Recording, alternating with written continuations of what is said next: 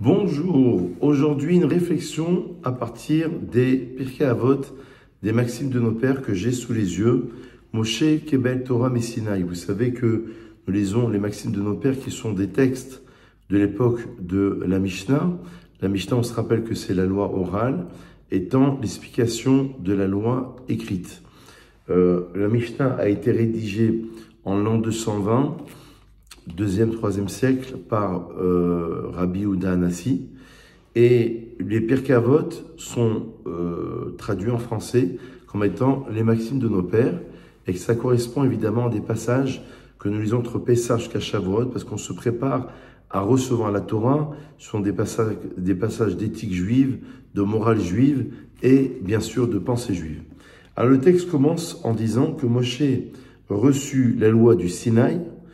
Il a transmis cette loi à Josué, donc lequel était son disciple, puis Yehoshua, Josué aux anciens, puis les anciens aux prophètes, et les prophètes ont transmis cette Torah aux membres de la grande assemblée.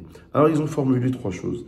Ils ont dit, soyez circonspects dans le jugement, élevez de nombreux disciples, et dresser une barrière à la loi. Alors évidemment, cette première Mishnah correspond, si vous voulez, à ce qu'on appelle Shalshelet HaKabbalah, ça veut dire la chaîne de transmission, la chaîne de tradition. Ça veut dire que depuis 33 siècles, comme le dit le Ramban, Nachmanide, la meilleure preuve selon laquelle nous avons reçu la Torah, c'est que tout un peuple a été témoin de cette révélation, et pas seulement témoin de cette révélation, mais qu'il a transmis, ce peuple a transmis cette révélation à leurs enfants, et leurs enfants encore à leurs enfants.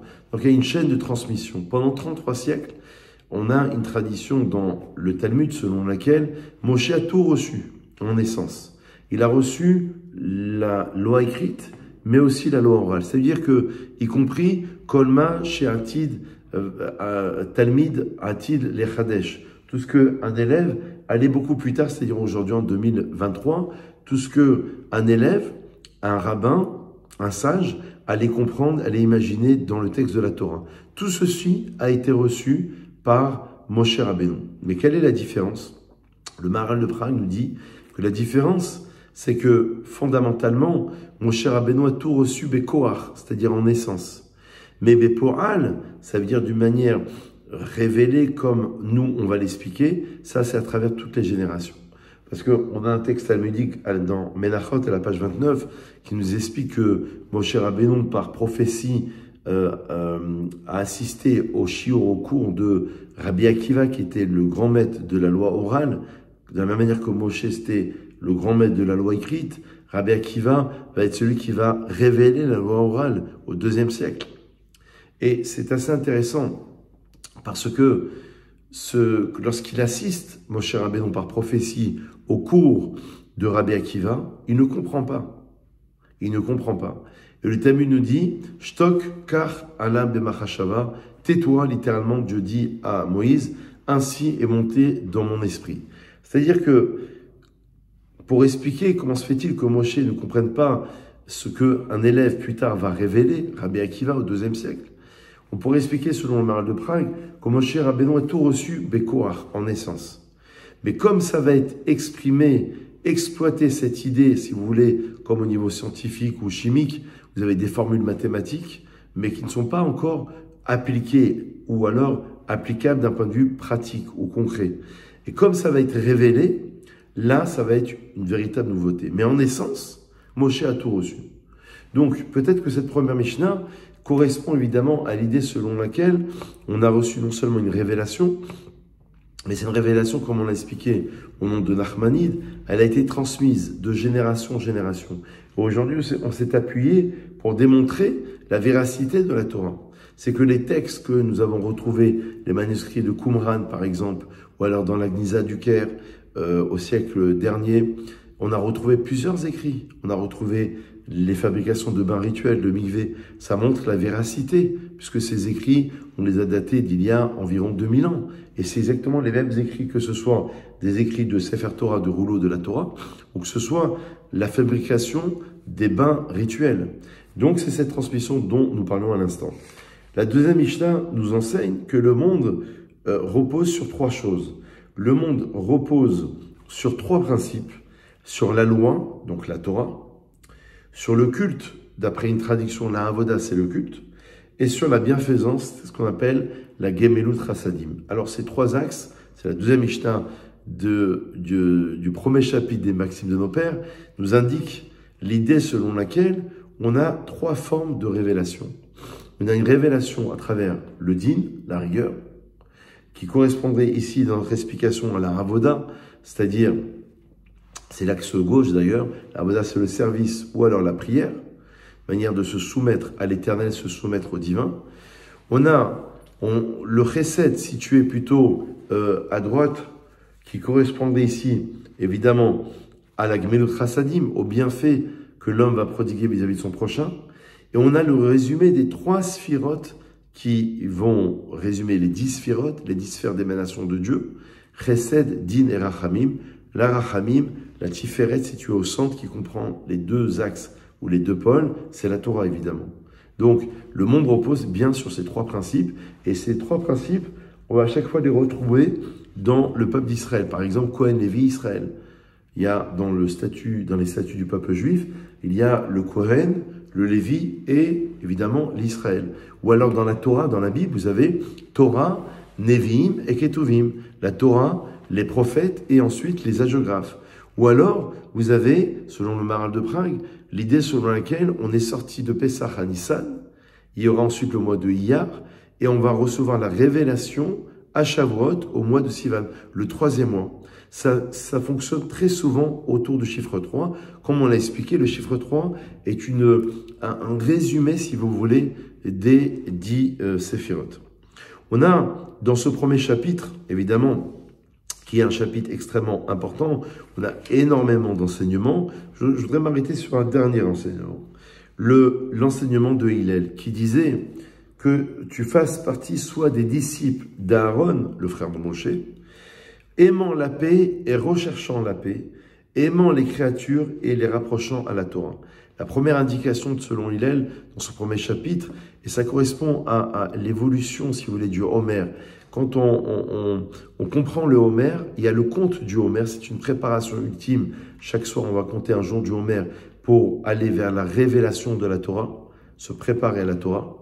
Et il y a la disparition des élèves de Rabbi Akiva. Quel est le lien? Puisqu'ils sont morts, selon le Talmud dans Yebamot et la page 62, ils sont morts pendant cette période des 33 jours. C'est comme si on disait que chaque jour, il y avait à peu près 800 élèves ou 800 rabbins qui mouraient. Parce que les uns, dit le Talmud, dans Yebamot, ne respectaient pas les autres. L'onargou kavod zelazé. C'est-à-dire que chacun était enfermé dans sa vérité. On n'a jamais vu que, parce qu'on ne se respecte pas, qu'on est passible de mort. Pourquoi sont-ils morts suite à une épidémie? C'est que Rabbi Akiva, on l'a dit tout à l'heure rapidement, est le maître absolu de la loi orale. La Gemara, le Talmud revient à maintes reprises en disant que Kulhu Aliba de Rabbi Akiva, voilà toutes ses opinions, Rabbi Meir, Rabbi Yehuda Hanassi et tous les Chachamim, la plupart des grands Tanaïm entre l'an 0 et l'an 200, suivent la position de Rabbi Akiva.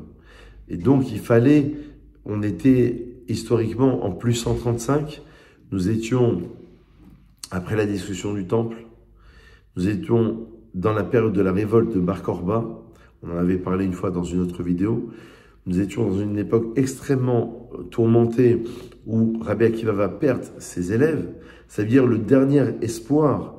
Et en plus, Rabbi Akiva va nommer Bar Korba comme étant le Mashiach. Et donc on va, pratiquement, lorsqu'il perd ses élèves, on perd l'espoir de retrouver l'indépendance de l'État d'Israël et surtout la transmission de la Torah. Et donc, comme on allait redémarrer une Torah en plus 135 à peu près, en plus 70, le temple a été détruit, et donc les Juifs ont été massacrés, exilés. Il fallait reconstruire le monde de la Torah grâce à Rabbi Yochanan ben Zakkai, mais Rabbi Akiva va avoir le rôle du maître absolu de la loi orale. Et donc, il va falloir que cette loi orale puisse être exercée avec des élèves à travers lesquels il y a cette révélation, il y a ce respect mutuel. Il y a l'entité, d'ailleurs c'est un sujet d'actualité où chacun est enfermé dans sa propre vérité et chacun pense qu'il détient une part de la vérité. mais on a du mal à entendre l'autre. C'est ça la yeshiva, c'est ça le centre talmudique, c'est de comprendre la position de l'autre, de comprendre que l'autre, c'est aussi une part de vérité. Donc on ne pouvait pas construire un monde de la Torah à partir de ces valeurs-là. Ça correspond à cette idée des Pirkei Avot, de aimer la paix, de poursuivre la paix, comme le disait ici à l'instant Hillel, qui était le compagnon en l'an 0 de Shammai, qui nous explique qu'il faut qu'il y ait cet échange. Ça correspond à l'idée sur laquelle le conte du Homer, chaque conte, chaque jour a besoin de l'autre. C'est une préparation de cette semaine où chaque jour, et c'est une relation avec une séphira bien particulière, que ce soit le Chesed, la Gevura, Tiferet, etc. À chaque jour, à chaque semaine, il y a une correspondance au niveau d'une dimension particulière, d'une préparation à la révélation de la Torah, mais à travers l'autre, à travers son prochain. C'est pour ça que le conte du Homer est mis en relation avec aussi, évidemment, la période tragique du Homer pendant laquelle on ne se marie pas, on n'écoute pas de musique, on ne se rase pas, on ne se coupe pas les cheveux, et ce jusqu'au 34e jour, selon le rite séfarade, 34e jour du conte du Homer. Et donc, c'est pour nous expliquer ici la valeur d'aimer la paix, de poursuivre la paix, d'être au sein même d'un couple, au sein même d'une communauté, au sein même d'une relation avec son prochain, avec ses enfants, avec ses parents, avec les enseignants, d'avoir une relation qui soit quelque part de la dimension d'une forme d'unité, l'unité du Ham Israël. Et c'est peut-être cette unité-là, on va conclure sur ces mots, qui va nous permettre de recevoir la Torah. Parce qu'on a la Torah à travers le texte, c'est ce qu'on voit dans les Pirkei Avot, une préparation bien sûr, au niveau de la morale juive, de l'éthique juive, on a une préparation globale et ultime d'un peuple qui va recevoir une loi, mais aussi une préparation humaine, où chacun respecte l'autre. Et la conclusion, ça va être évidemment le dernier passage, un des derniers passages, qui va nous enseigner la chose suivante. Fais de ta Torah, Shammai disait, fais de ta Torah quelque chose de fixe, parle peu et agis beaucoup, et reçois tout le monde avec un visage avenant, avec un visage souriant. Il y a cette idée de réciprocité, de recevoir la loi d'un point de vue global, d'une loi universelle qui va être révélée, et il y a l'idée selon laquelle on se doit d'aller vers l'autre et de respecter son prochain. Voilà une petite réflexion sur ce premier chapitre des Maximes de nos pères. À très vite.